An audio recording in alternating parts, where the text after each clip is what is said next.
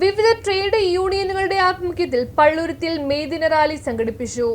സാർവദേശീയ തൊഴിലാളി ദിനത്തിന്റെ ഭാഗമായി പള്ളുരുത്തിയിൽ CITU, AITUC, HMS, NLC എന്നീ ട്രേഡ് യൂണിയനുകളുടെ നേതൃത്വത്തിൽ റാലിയും പൊതുസമ്മേളനവും നടന്നു. കച്ചേരിപ്പടിയിൽ നിന്ന് ആരംഭിച്ച റാലി പള്ളുരുത്തി വെളിയിൽ സമാപിച്ചു. തുടർന്ന് നടന്ന പൊതുസമ്മേളനം AITUC ജില്ലാ വൈസ് പ്രസിഡന്റ് T. രഘുവരൻ ഉദ്ഘാടനം ചെയ്തു. ആചരിച്ചു തുടങ്ങിയത്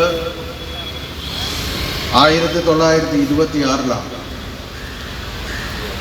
തമിഴ്നാട്ടിലെ പ്രമുഖനായ ട്രേഡ് യൂണിയൻ നേതാവും സ്വാതന്ത്ര്യ സമര സേനാനിയുമായിരുന്ന ചിങ്കാരവേലു ചെട്ടിയാരുടെ നേതൃത്വത്തിലാണ് ഇന്ത്യയിൽ ആദ്യത്തെ മെയ് ദിന ആഘോഷം മദ്രാസ് നടന്നത്.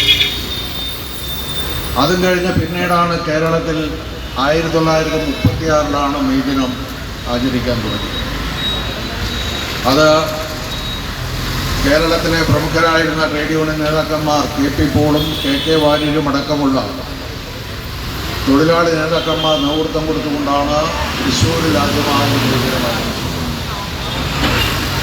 അങ്ങനെ മെയ് ദിനത്തിൻ്റെ നീണ്ട കാലത്തെ ചരിത്രം, പാരമ്പര്യം തൊഴിലാളി വർഗത്തെ സംബന്ധിച്ച് നമുക്കേറെ ആവേശവും ഊർജവും പകരുന്നതാണ്.